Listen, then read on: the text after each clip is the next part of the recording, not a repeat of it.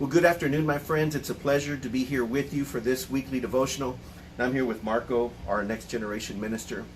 You know, Marco, we were looking at our message this last Sunday. It was on the book of Micah, and we looked at Micah chapter 6. And in that message, we looked in Micah chapter 6, where the prophet Micah brought charges against the people of Israel on behalf of the Lord, who was accusing them of having broken the covenant.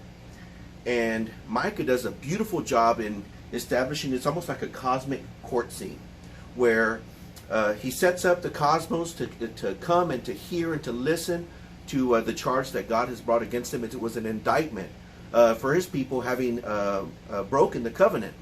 And here, you know, Micah speaks on behalf of the Lord and says, you know, you forgot me, you know, what have I done to deserve this?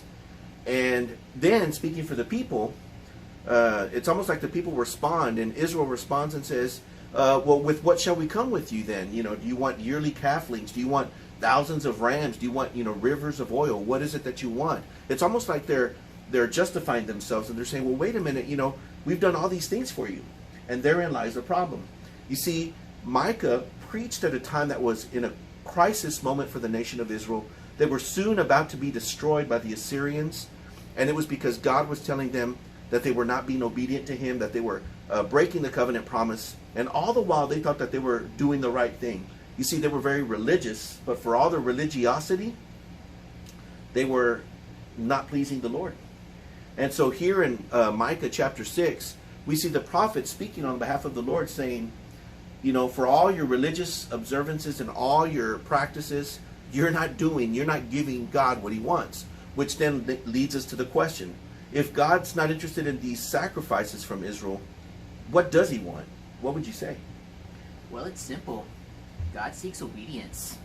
God isn't interested in how much you can offer him or any of that. He wants a personal relationship with you. He wants you to have him in your prayer life, in your daily walk with him. He seeks a beautiful connection with him that you can just rely and just to have him as your personal connection, Lord and Savior. So I think that's the most important thing about, he just wants you to be obedient to him. I agree. I think that for all the things that sometimes we want to give him, the thing that he wants most is us. So he's not interested in so much in our stuff, he wants us. And I think that we need to remember that in our walk as Christians, that we need to remember that God is looking for an obedient response. Now, that doesn't mean that it's not good to go to church. It's not that it's not good to give your offering. Those things are important. But that's not the way we measure our walk with God. He wants you to look for him, to seek him, to pray, and to say, Lord, in which way should I go? As one good friend said to me one time, we should worry less about asking God what we should do and worry more about saying, Lord, who do you want me to be? And I think that that's the message of Micah.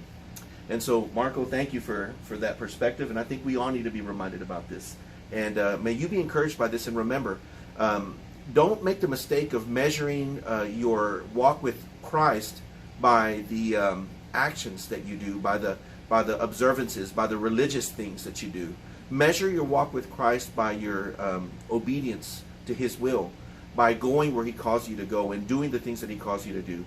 It's in that way that God will bless you and encourage you in your walk with Christ.